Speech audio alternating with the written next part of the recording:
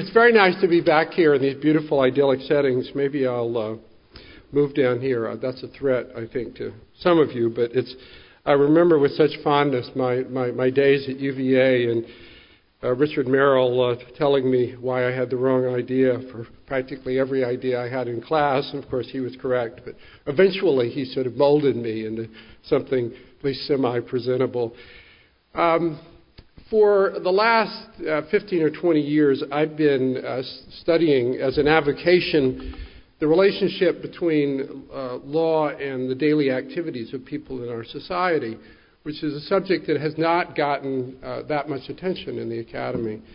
Law is a powerful driver of human behavior, supposed to be a driver of human behavior, but there's a tendency nowadays to think of law as more of a self-contained system where we have theories of law, we like the theories, they're well motivated, and we follow that. Inertial forces drive us and drive law in a certain direction without necessarily looking at what the effects are on the functioning of the society.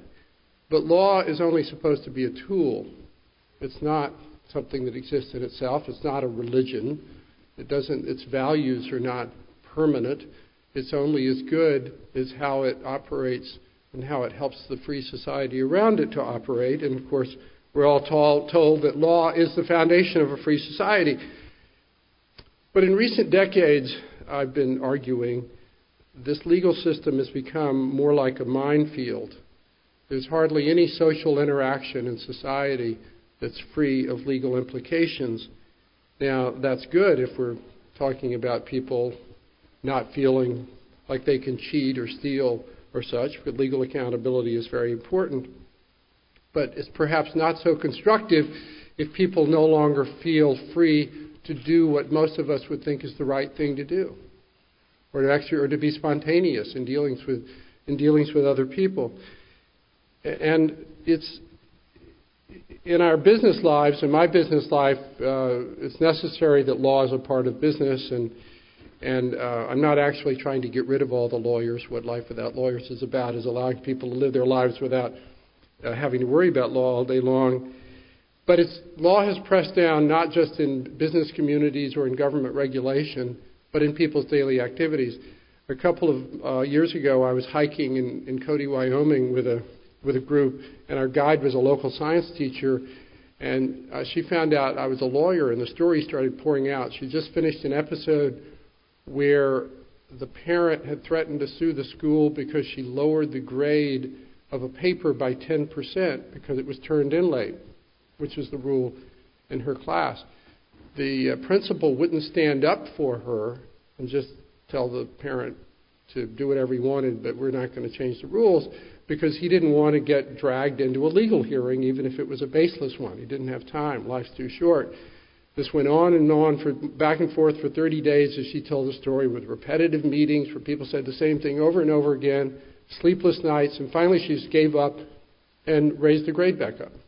She said, life's too short. About the same time, she was taking two students to a student leadership meeting in Laramie, which is several hours away. She was going to drive them in her car, and then she was told she couldn't drive them in her car because of liability concerns. So the school provided a school bus that held 60 people that drove the three of them with a driver, rumbled 2.5 hours to Laramie, waited for them, and then drove them 2.5 hours back. About the same time, her husband, also a science teacher, was going to take his biology class out for a hike in the nearby national forest, as they always do, and a field trip. But one of the children was disabled and couldn't go, and so the school told him that he could not take the class on the field trip because it might violate the rights of the one student who couldn't go. At the end of this day, the stories get pouring out. I could have filled a book with stories from this one teacher about how law has distorted the decisions in her school. You can't talk to a doctor without getting stories. I have a pediatrician friend in Charlotte who said he doesn't deal with patients the same way anymore because, quote, you wouldn't want to say something off the cuff that might be used against you. I mean, think about going through the day as a pediatrician who's in this profession to take care of children thinking that all day long. And then, of course, my law firm, which is a great law firm, I think, has a list of questions that I'm not allowed to ask interviewees. Now, in my case, those of you who know me, perhaps I do need a list of questions I'm not allowed to ask interviewees. But one of the questions I'm not allowed to ask, because it's obviously bulging with innuendo and hidden meaning, is this one. Where are you from? So, anything can be asked in a way or done in a way that's inappropriate, but just because it could be done in an inappropriate way doesn't mean you have to stifle all human conversation and spontaneity. But that's sort of what's happened in our society. And we all now know the drill about how law works in society. If there's a dispute or disagreement or accident, everybody peers into the legal microscope. They try to imagine, is there anything that could have been done differently that might have avoided this accident or this dispute? Could the warning have been greater? Could there have been more open communication with the worker who lost his job or didn't get the promotion? And of course, in hindsight, anything could have been done differently. You always could have. In hindsight bias is perfect. But there's not actually a world in which, if everybody complied with the law perfectly, everyone would agree on what's fair. It's just not the way the world is. We can't make accidents extinct. It's part of motion, that if you move, sometimes things go wrong and you'll fall, or unintended consequences happen. And yet that's sort of the operating assumption of how our legal system works. And yet we don't have a vocabulary of how to deal with it. I mean, we don't want to go back to the old days where people could do whatever they want and be racist or discriminatory. We obviously want lawsuits for when people act unreasonably. And so we don't even know how to deal with this phenomenon of now everything seems to be a potential lawsuit. And that's because, I submit, we have the wrong goal for law. We've been trained to think of law as a system of individual rights. Law is not mainly a system of individual rights. There are rights on the edges that our founders gave us, the rights of free speech, government can't barge into our homes, and such. But basically, law is a tool for society. It's a system of balanced judgments. And law has to look at the effect on society much more than the effect on the individual. And it doesn't do that anymore. No one is trained to do that. That's not what judges do. It's not what officials do. We look at each individual case and think that somehow that's independent of the workings of the rest of society and not looking at the social effects. And if you pull back and you look at how law is affecting society, you see a dramatic skewing of a free society away from reasonable choices, away from common sense, away from accomplishment, away from freedom. So in healthcare, for example, which is something that we've been working on, I've been working closely with Jeffrey O'Connell here, among others, on this. The culture of healthcare delivery is toxic. Lucian Leap gave a talk as a great patient safety advocate at a forum we hosted in Washington a couple of months ago, and that's what he said. He said, the culture of healthcare delivery is now toxic. And the reason it's toxic, mainly, is because the defensiveness has swept over all interactions. One effect is that doctors waste huge amounts of money on unnecessary tests and procedures. It's very hard to measure because there are mixed motives. Sometimes they make money on the procedures too. But the responsible estimates of how much defensive medicine is range between $60 and $200 billion a year. That's more than enough to provide health care to all the people who don't have it in our society. And it's wasted. And we all can tell stories of our own experiences going to the doctors, where the doctors, we know they're ordering tests that they don't think are needed, just because they've now been trained to think they should lean over backwards in case the sick person gets sicker and there's a lawsuit. The trial lawyers say that the fear of litigation makes doctors practice better medicine. Well, that's been studied by the Institute of Medicine. It turns out the opposite is true. The distrust of the system of justice has so chilled professional interaction in hospitals that it leads to thousands of tragic deaths a year because people are reluctant to speak up. Are you sure that's the right dosage? Because they're not certain, and they don't want to take the legal responsibility in case they're wrong. And so it's actually affected patient safety in an adverse way, and that's the reason virtually every patient safety expert has joined our Coalition for Legal Reform. Not because they're tort reformers, because they're trying to create a system where doctors can focus again on actually doing what they think is right, not trying to protect themselves. Schools are literally drowning in law. You have a section of the legal library for each of the following legal concepts: special education, due process, no child left behind, zero tolerance, work rules, tenure, just on and on. It's literally, you need a legal library. We did a study of all the rules that affect one school in New York City a few years ago. We went to the Board of Ed. They didn't know. They had no place where they had all the laws that affected a school. No one had ever compiled it. There's so many. Well, it turned out there were tens of thousands of discrete legal requirements governing each school, so many that, of course, no one could ever know them, including 60 steps and legal considerations to suspend a student. One of the effects of all this law has been the rise of disorder in schools. Richard Aram, a sociologist at NYU, has studied the rise of disorder, and it turns out to be directly correlated with the rise of due process. And the way it works is that students now believe that the teacher can't make a choice unless the teacher can prove it in a hearing. And it doesn't really matter that the teacher will always win the hearing, which is generally the case. There are very few lawsuits against teachers. But the students now believe that the teachers don't have the authority. The teachers don't believe they have the authority. And the result is, according to a survey a couple of years ago by Public Agenda, 43% of high school teachers in America say they spend more time maintaining order than teaching. That means that those students get at most half the learning they're supposed to. And what happens when a teacher tries to maintain order and assert her authority over the classroom? We also did a survey of that with Public Agenda. 78% of the middle and high school teachers in America have been threatened with lawsuits by their students. I mean, think about what that says about the change in the culture. It's not that they usually sue, and it's not that they would win if they sued.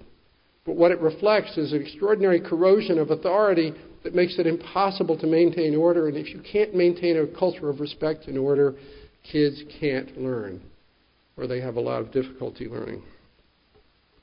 Government is paralyzed by the, not mainly by litigation, but by the accretion of law. I mean, our founders made it very hard to pass laws on the theory that that would preserve freedom. But now, after 200 years, especially the last 50 years, the accretion of law is so thick, it's like sediment in the harbor, that no one can get anywhere, and we can't unpass the laws. Because it's much harder to unpass a law even to pass a law, because all you need is the legislators in Florida and Louisiana to want the sugar subsidy to continue, and they'll get it. Because the way legislators work, it's give and take. Everybody has their own special interests, and they have to give them to each other. So a couple of weeks ago, it came out that part of the stimulus package, $5 billion passed 14 or 15 months ago to weatherproof 590,000 homes. Sounds like a good idea. Had not been spent. The reason it had not been spent because of a law passed in 1931, signed by President Hoover, which requires that any contract, any construction job that's funded in part by federal funds has to have the wages set as a matter of law by the federal government in each locality. So for the last 14 months, hundreds of bureaucrats have been trying to set the wages in 3,000 different localities for weatherproofers. This makes central planning look efficient. There's absolutely no sense in this rule, but it's there. The unions like it. It's called the Davis-Bacon Act. And it's been on the books now for 80 years. And it's all piled up in this paralyzed government. In the State of the Union speech, Obama said there's no reason in the world why China and France should have the fastest trains. Yes, there is. Environmental reviews have evolved into processes of no pebble left unturned. They go on for the better part of a decade, followed by years of litigation by any person who doesn't like the project. It'd literally be the year 2020 before a shovel gets in the ground on any high-speed rail project or power line or anything else. The President of the United States doesn't have the authority to do these projects because the law is taken away from him. But I think perhaps the funniest aspect of all this is that people are acting like idiots. I mean, all day long, people like my law firm's question.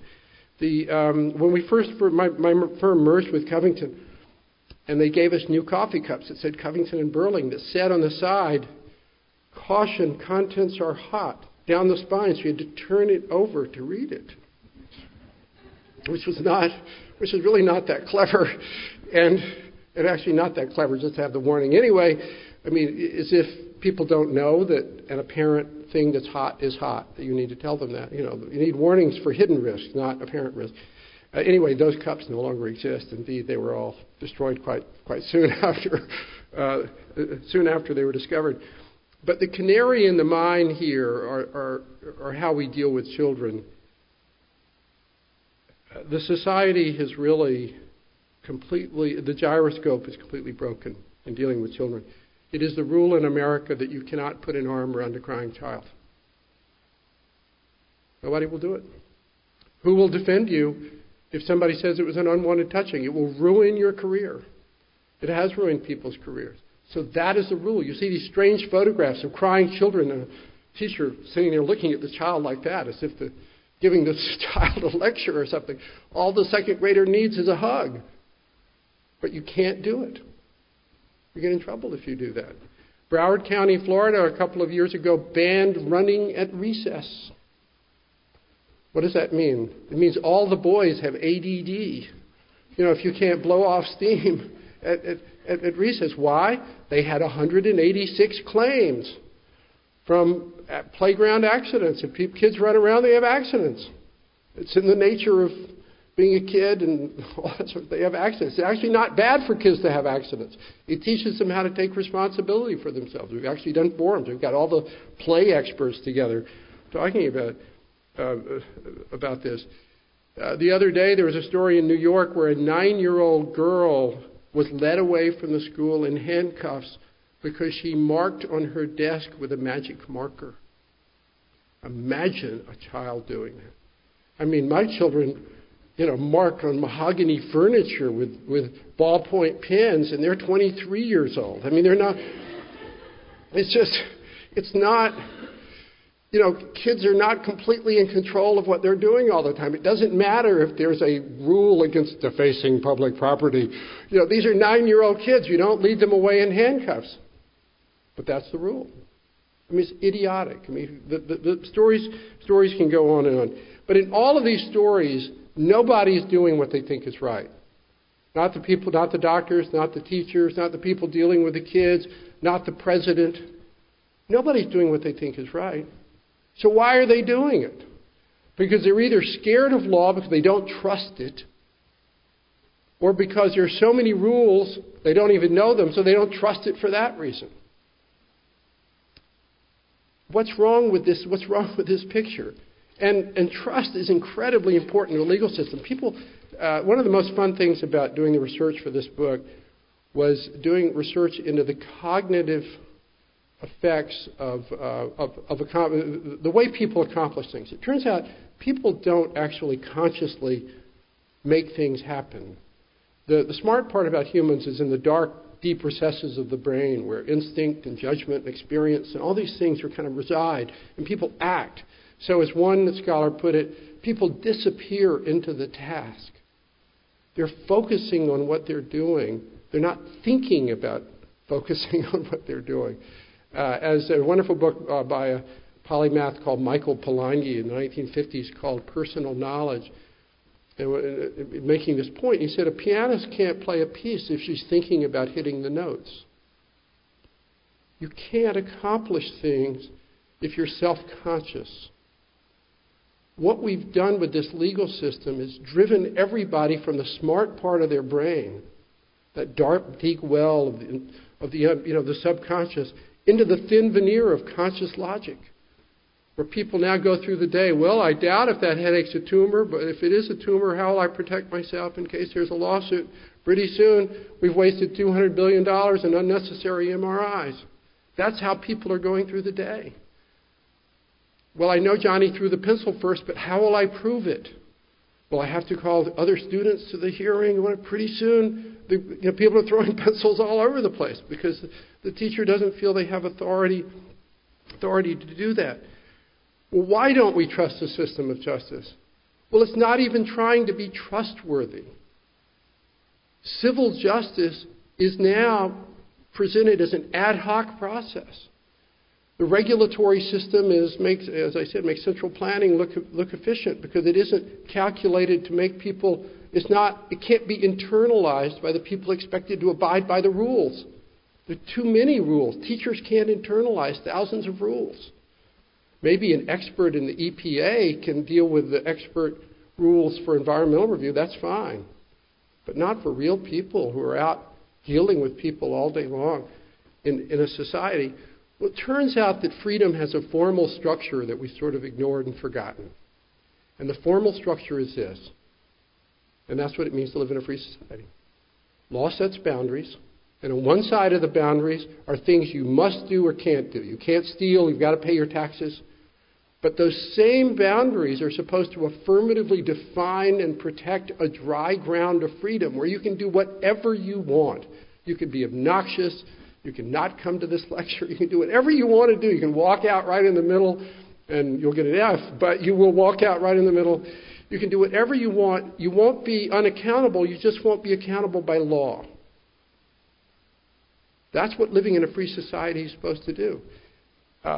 As Isaiah Berlin said it, law sets frontiers not artificially drawn within which men shall be inviolable.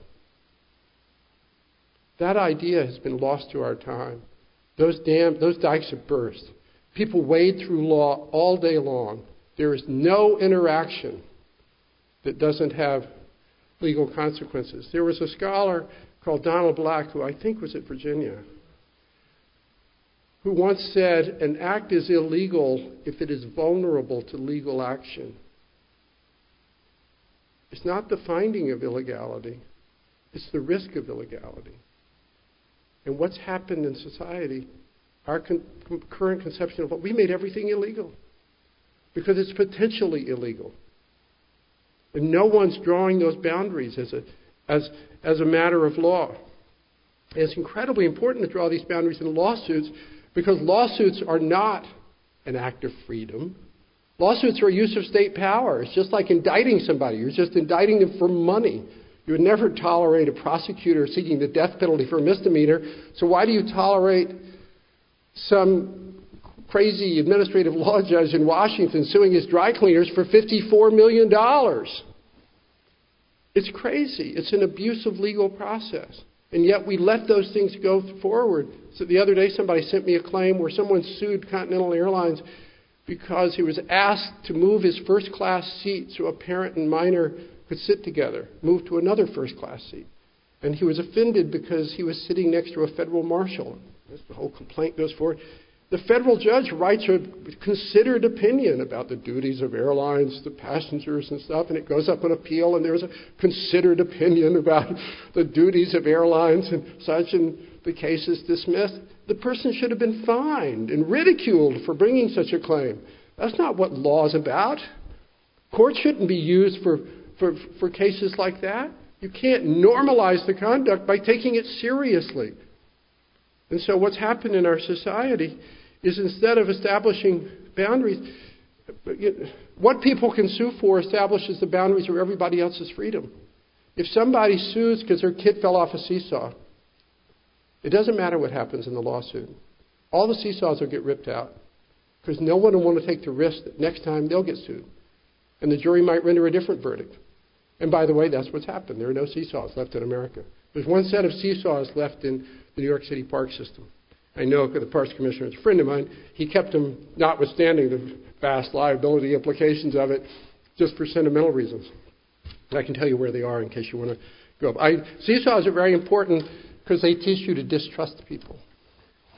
I learned to distrust my brothers at an early age. It's very important when you're a child growing up, only to go on a seesaw with someone you trust. So what we're calling for in this, with Common Good, and we can talk afterwards about some of the more concrete things we're planning, is a series of concrete reforms, but all going toward a basic shift in legal philosophy to restore this dry ground of freedom. So, for example, in health care, which is just incredibly important because of, among others, its budgetary implications, we now have a broad coalition behind the idea of creating special health courts. They'd be administrative health courts. You would have administrative judges who would be charged with writing written opinions. They would have funding to hire neutral experts in each area, so they wouldn't have the experts for hire. There'd be expedited proceedings.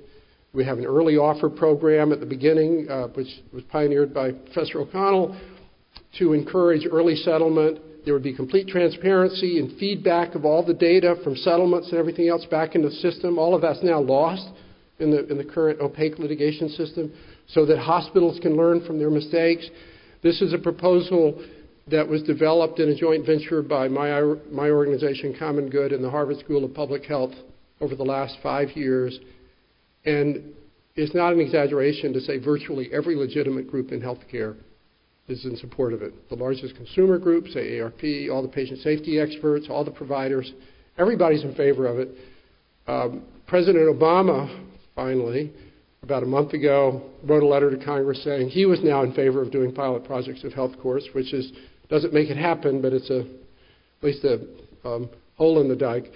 The Congress, God bless them, have provisions in the health care bill that make it illegal to do a pilot of health courts, as well as to do early offer programs or anything sensible, because one of the parties, I forget which one, is in the pocket of the trial lawyers. But it will happen. It will happen because we can't manage health care effectively until the health care providers focus on doing what's right for the patients instead of protecting themselves. And that requires a system of justice, not that protects them whenever they did something wrong. They should be accountable sooner. And our best estimate is that actually this will compensate more people. But it will not allow claims to go forward, for example, with babies born with cerebral palsy, because nothing the doctor or hospital could have done could have cost it.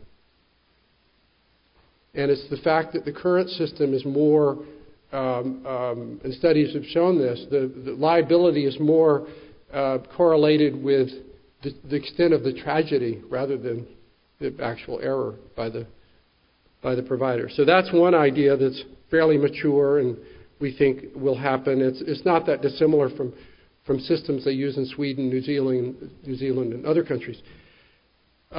We're at the beginning of working with the American Law Institute on putting together a program rethinking the role of judges versus juries in civil cases. The basic idea would be that judges have an obligation to represent the interest and the freedoms of all of society and to draw boundaries as a matter of law of who can sue for what. The legislature hasn't spoken, and if a claim will affect the conduct of people not in the courtroom, then the choice is either you let the claimant set public policy by default, or the judge makes a ruling as a matter of law. And so we're working with a number of senior judges. We did a forum 2 years ago that where Justice Kennedy and Lord Hoffman came over from the House of Lords, and a number of scholars came together to start this discussion. And this will be, if we succeed in it, will be a fairly dramatic shift in the judges' conception of their jobs. In schools, as Andrew said, we're interested in basically letting public schools operate with the same freedoms as charter schools. and the same accountability.